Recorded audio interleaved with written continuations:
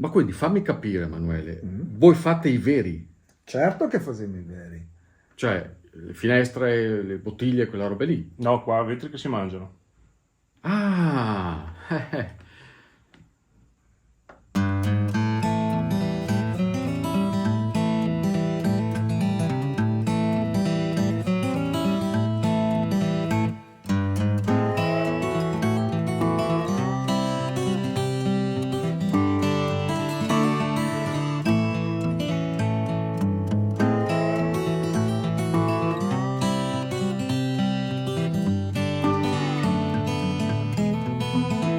Ciao ragazzi, oggi vi racconto la storia di una evoluzione, di cui i veri, questi ragù che avete appena visto, sono soltanto l'ultimo tassello di un cammino iniziato in realtà molto tempo prima.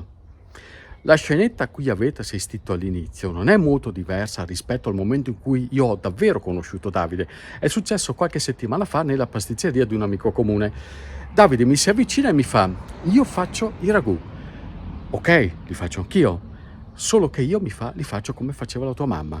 Tagliati col coltello, carne e pesce preparati in maniera artigianale, proprio come una volta, con il sapore di un tempo, solo che unisco la tradizione all'innovazione e alla praticità legata ai tempi di oggi. Mi ha incuriosito perché tanti mi dicono faccio prodotti tipici, faccio piatti tipici, ma dei ragù onestamente non mi è mai capitato. Allora sono venuto a trovarlo e ho capito che in realtà dietro ai veri non c'è soltanto un ragù, c'è una storia molto più bella. Ma intanto andiamo con ordine e capiamo cosa c'è realmente dentro questi vasetti. Quindi i veri sono questi. Eccoli qua. Perché i veri? Ha un triplice valore la parola i veri, perché veri sono loro, gli ingredienti che utilizziamo, semplicissimi, pochi, il meno possibile, abbiamo tolto tutto quello che non era necessario inserire, perché siamo veri noi che li produciamo, siamo delle persone sincere e semplici, e perché il vero nel nostro dialetto è l'ingrediente, il materiale che abbiamo scelto per conservarli al meglio, C'è anche un concetto di trasparenza allora. senza dubbio. E cosa c'è dentro questi vasetti veri? Allora, partiamo da quelli della tradizione, quelli di carne. Siamo partiti dai prodotti tradizionali, il ragù alla bolognese che rappresenta un po' il classico ragù italiano, quello più conosciuto, per passare poi a un ragù di cortile fatto con le carni bianche, pollo, anatra, coniglio, a quello molto nostro, molto veronese di soia anatra, per poi arrivare a quelli un po' più nuovi, il ragù della domenica, che è un ragù tagliato al coltello di maiale e vitello, un po' quello classico del risotto alla veneta della domenica in famiglia. Il ruffiano, che è fatto con pollo, porro e zafferano, molto intrigante, estivo e fresco. E per ultimo un altro tocco di veronesità, lo stracotto al Valpolicella, quindi tagliato al coltello di solo manzo con il Valpolicella. Oltre alla carne abbiamo pensato di mettere in tavola anche qualcosa che viene dal mare, perché comunque abbiamo tutti bisogno di una dieta più varia, con il sugo di mare rosso, più adatto a una pasta, il sugo di mare bianco perfetto per un bel risottino e molto estivo e fresco anche questo, un tonno alla mediterranea con le olive. Come nasce l'idea di specializzarsi sui sughi? Ma nasce dalla voglia di portare un po' di buona cucina nelle tavole delle persone che oggi hanno sempre meno tempo, ma hanno allo stesso modo, allo stesso tempo, il bisogno e la sensibilità di mettere in tavola qualcosa che sia di valore. Allora, l'idea è nata, il prodotto è sul mercato da circa un anno, ma l'idea è nata qualche anno fa, quando il Covid ci ha dato il tempo di guardare al futuro della ristorazione dentro il ristorante ma anche fuori e di offrire qualcosa di nuovo. Poi c'è stato ovviamente un periodo di studio dei prodotti, di analisi e di tutte le cose che vanno fatte prima di proporli al cliente. Siamo a Locara, una piccola frazione di San Bonifacio nell'est veronese, davanti a questo locale, Le Muse, che ha una storia molto lunga perché i Cederle, la famiglia che da sempre ne è proprietaria, ha accompagnato la storia di questa frazione, contribuendo tra l'altro a scriverne delle pagine veramente particolari e importanti. Oggi dentro c'è un rinomato ristorante, un bellissimo bistrò, ci sono le camere, ma fino a mezzo secolo fa sulla porta della vecchia osteria di famiglia c'era scritto trippe pronte e davanti all'osteria di famiglia c'era la vecchia pompa di benzina che sempre loro gestivano. Insomma, sembra il quadro, sembra un dipinto di un tempo che ovviamente non c'è più.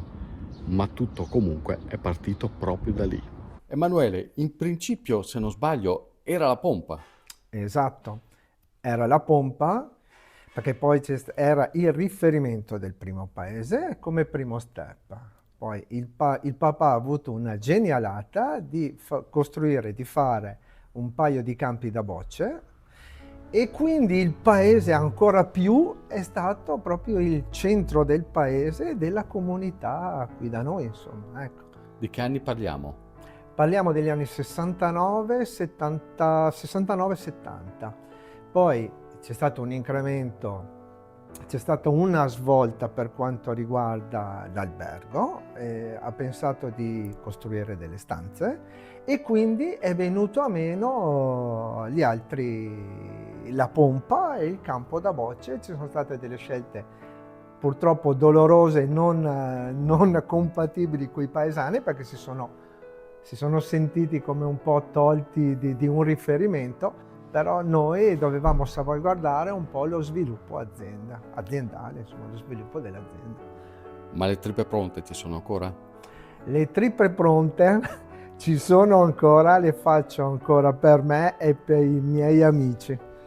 Però il ristorante è stato uno sviluppo ulteriore quello, no? Il ristorante, qualora che il distributore è venuto a meno, le bocce sono venute a meno, allora c'è stata la crescita dell'albergo. La crescita dell'albergo ha portato nuovi clienti il mondo, ha portato il mondo, fortunatamente lavoriamo con il mondo, e quindi c'è stato un ulteriore incremento della ristorazione, perché ci sono stati questi clienti, tra virgolette, nuovi, che abbiamo dovuto portare un'offerta più alta della trattoria dell'epoca. Insomma, una storia di crescita, di evoluzione, come dicevo all'inizio, una di quelle storie che mi piace particolarmente raccontare. Pensate, 50 anni e più con un'attività che per vocazione ha stretto contatto con il pubblico e di conseguenza si trova in un punto di osservazione privilegiato rispetto a cambiamenti sociali che caratterizzano una realtà anche piccola come quella di Locara. Ma in ogni caso, per quanto piccola, loro, i Cederle, questi cambiamenti li hanno dovuto interpretare, adattando la propria azienda ai tempi mutati.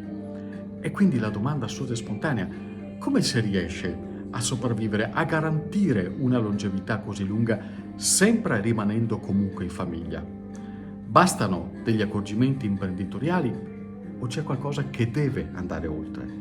Diciamo che la crescita è stata, secondo me, il nostro motto, perché di essere dipendenti, ripeto, di essere dipendenti dalla nostra azienda. Quello è stato il nostro motto, e quello anche i dipendenti si sono, come posso dire, innamorati del lavoro, perché loro non arrivavano oddio, vado a lavorare, arrivavano in una famiglia, punto e fine, e quindi c'era un ambiente, è sempre stato un ambiente sereno, tranquillo, litigati diciamo pari a zero.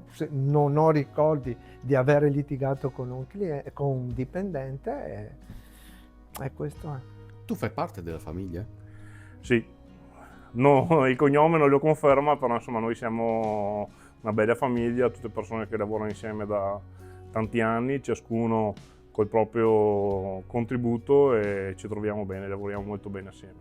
E la mia storia è cucina fin da giovanissimo, arrivo qua a 20 anni e adesso sono qua che faccio i veri e non solo. Come lo vivi questo posto, Davide? La cucina è al centro della casa, è uno slogan che ho pensato io e che rappresenta tutti noi. Lo viviamo come una casa, non come un luogo di lavoro. La gente viene da noi, viene a casa nostra, non viene al ristorante. Quindi essere veri in realtà non è solo il nome del vasetto, ma è una filosofia. Certo, infatti ti ho detto che noi siamo veri.